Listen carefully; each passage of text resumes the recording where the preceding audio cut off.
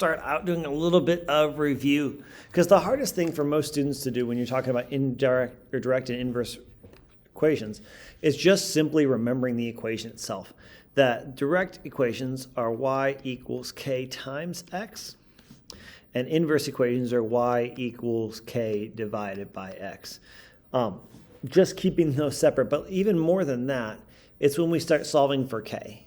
And that's why I want you really to be thinking when you're working these kind of problems, know this formula and then work your way backwards, not trying to remember what the equation for k is. Because I know you guys can work this. So the key is knowing these, that when they're solved for y equals, kx is directly connected, inverse they're opposite, okay? So let's take a look at our first type of problem. So we just simply want us to look at, are these inverse or direct variation, or are they neither? Because the first thing we need to do is be able to recognize what it is. So if we look at this first one, you can see, okay, is this direct variation? No, because it doesn't have it connected. They're in opposite locations, so this is inverse. But the key to looking at number 4 is looking at the equation. If it's not solved to y equals, it's not ready to be checked. So the first thing you got to do is divide by x to find that y is equal to negative 18 over x. And you can see that, again, that's inverse. Take a moment and see if you can figure out how to do number 7.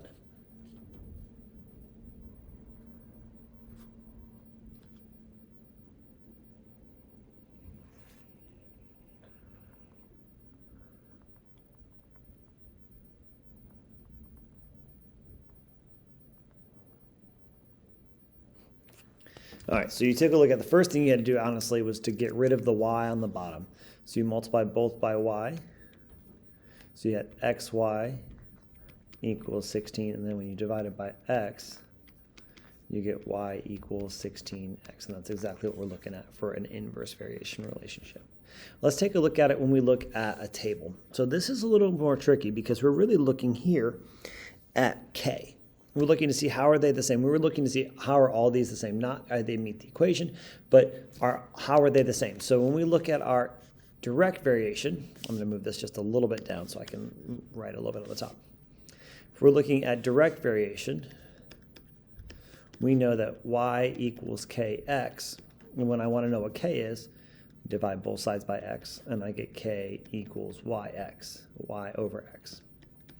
So what I'm going to simply look for is that 20 divided by 1.5 is the same number as 6 divided by 5, or as 12 divided by 2.5, or 7.5 divided by 4. And that's not the case. If I look at this one,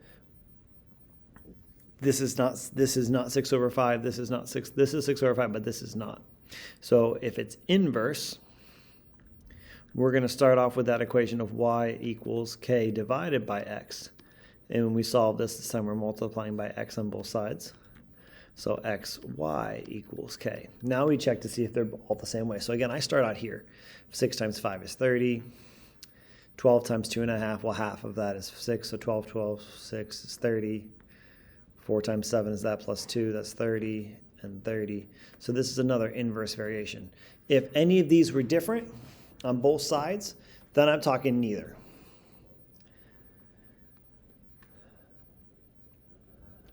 So let's take a look at the last one. So this is our chance. So we look here, we'll quickly check. We've got to check both of these on this one so we know which one's which. We check first, I check division first, and I always pick the easiest ones I can find. 36 divided by 3 is 12. 50 divided by 5 is 10. They're not the same, so it's not direct variation. Let's try inverse variation. 36 times 6 is 108. And another one over here, this is 250. They're not the same. So it's not division, it's not y over x, and it's not x times y. That's when it's neither. But when you're talking about these, you have to check both relationships. And then we're looking at our equations or our graphs here. We got to think about, all right, how do we do this? This first one, to keep in mind for direct variation, is it goes through the origin and it's a straight line. And it's a straight line. That's the key for direct variation. If it's inverse variation, we're in opposite quadrants. to make it pretty easy to look at, and it has that curved nonlinear shape. So, and then we're looking at neither, it's not through the origin. Or it's nonlinear and through the origin, it doesn't have that same shape. So you can see this is direct, this is inverse. And if you look at number 19 right next to you, you see that that's neither direct or inverse. Okay. All right, so let's move on to today's new topic. It's word problems. So I love these mainly because if I look at them, they tell me everything I need to know. Okay? I can look at them and go, okay, if I read carefully, it tells me the equation I'm using right here in this first sentence. Okay? It just takes a little bit of translating for you. So the first thing we need to think about is the computer income. The income of a computer analyst varies directly as the numbers of hours worked. So we know, first of all, it varies directly. So we know it's direct variation, so it's y equals kx. Now, here's the best part. Wherever it says varies directly or varies inversely, that's k. Everything before that is y, so in this case, it's income. Everything after that is hours. So they're hours. So that gives me my piece. Now, it wants the constant of variation, so it really wants me to solve for k. Anytime I see that, that's k. So I'm going to solve using my version of y over x. So I'm going to say y we saw was income, is 256, over x, which is 8. That equals my k. And I find out our computer analyst makes $32 an hour. All right, pause the video and try this next one. It's very similar in the same way as the last one. All right, now that you've taken a second to look at that, again, it has that same varies directly. It says very directly, except versus slightly differently. Water is my y, x is my minutes. So I know that I've got that same problem, 48 over 8 equals k, and we find out that k is equal to 6 gallons per minute, GPM. Okay. Now, the other type of problem I can ask you is a missing value problem. So one of the things that we know, if something varies directly, k is always the same. K is always equal to k. And that's kind of an example of the reflexive property. And not kind of, it is. So by using that idea, we can think this through. So if I know k is the same, whether it's this baseball game or the second baseball game, I can say that they relate to each other. And since this says varies directly, we know that k is y over x. So we know y over x is equal to y over x. And all I have to do is figure it out. Now the sales is our y. It says so right there. So it's 12,000 over 800 is equal to 15,000 over x. When I cross multiply, I get 12,000x equals 1.2 million.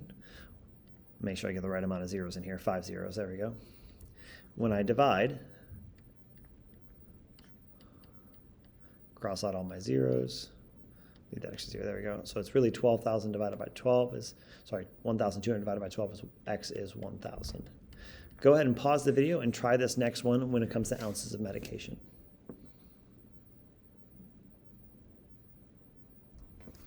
All right, so the ounces of medication varies directly. Again, there's that same idea. So we know this is our y, that's our x. So we know that 3/4, now you can change it. You can leave it as a fraction and do 3/4 over 120, or you could do 0.75, whichever makes you more comfortable. We'll use 0.75 because I know you all are more comfortable with decimals than you are fractions, is equal to y and over 200. So we multiply that. That really comes out to 120y is equal to 150. Divide both sides by 120. Cancel my zeros. 12 over 5. Y is 1.25 ounces. And you could have said 5/4. I'd accept both answers. So that's our varies directly set. Let's look at our inverse variations. So, and again, same setup. This first sentence tells me everything I need to know. That gives me the equation to write. It labels my variables, gets my let statements all worked out. Varies inversely again is k this time. So instead of it being y equals k times x, it's y equals k divided by x. So y is my time, x is my temperature, and this time I need to solve for k because again it's asking for that constant of variation. So I'll multiply both sides by x. So k is equal to x times y, which means k is equal to 300 times 3.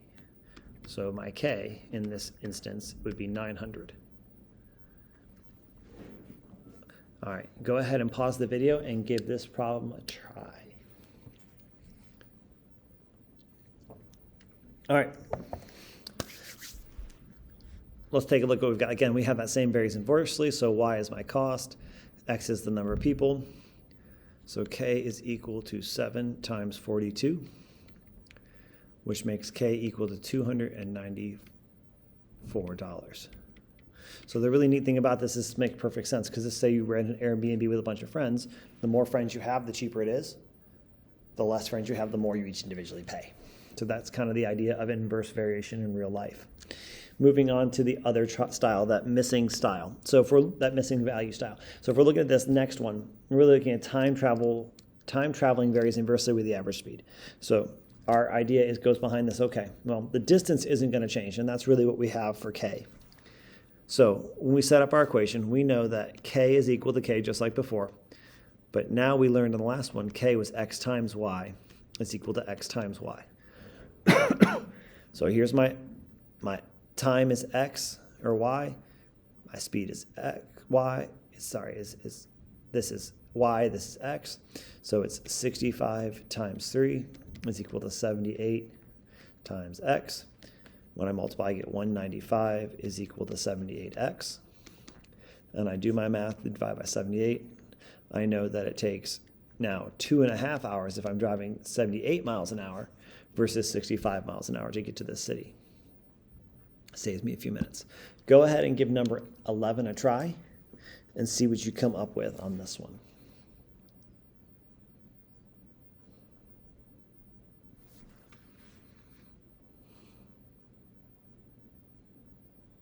All right, so we have our same XY set. So 4 times 18 is 72 is equal to 8 times, I'm going to use W in this case just because it was width and length.